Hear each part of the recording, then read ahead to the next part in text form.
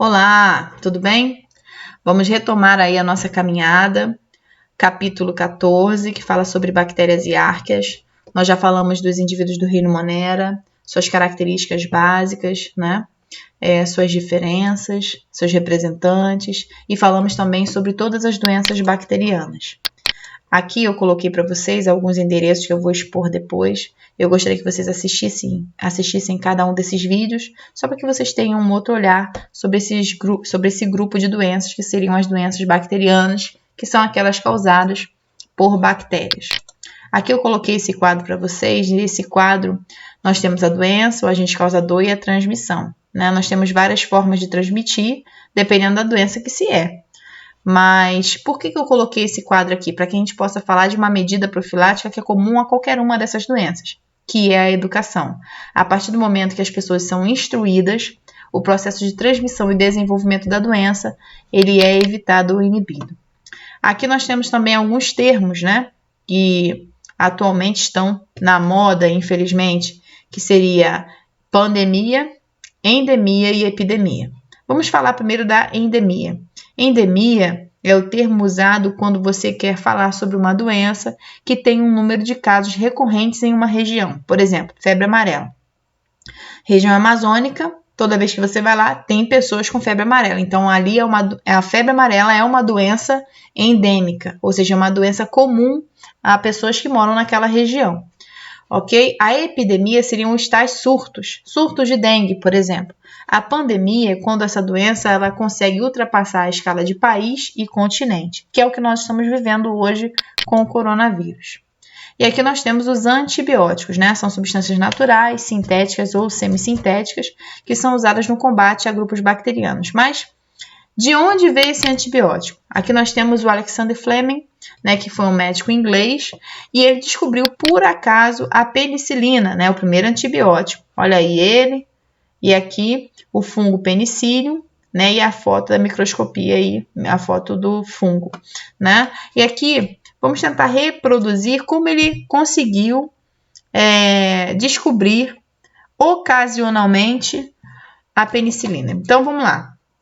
Ele fazia uso dessas plaquinhas e como se fosse uma gelatinazinha aqui dentro, tá vendo? Então, ele pegava a placa, botava a gelatinazinha aqui dentro e aqui ele colocava uma substância, um material rico em grupos bacterianos chamados Staphylococcus aureus. E aí, então, colocava numa estufa. Consequentemente, essas bactérias começavam a se alimentar dessa gelatinazinha. Então, tem alimento, tem nutriente, né? Tem temperatura adequada, as bactérias vão se reproduzir. E vocês sabem que elas podem viver também em colônias. Então, começam a formar essas colônias aqui, ó, colônias de Staphylococcus aureus, tá vendo? E o Fleming observou que essa plaquinha dele foi contaminada por esse fungo aqui, ó, fungo penicillium. Então, esse fungo deu, por exemplo, vamos supor que ele tivesse dado aqui. E ele observou que próximo a esse fungo não tinha colônia nenhuma dessas bactérias. Então, ele percebeu que alguma coisa acontecia para que essas bactérias não crescessem próximas desse fungo. E aí foi que ele descobriu que esse fungo produzia uma substância, e ele nomeou essa substância de penicilina, e essa substância inviabilizava o desenvolvimento, a reprodução desses grupos bacterianos. Aqui ao lado nós temos um antibiograma.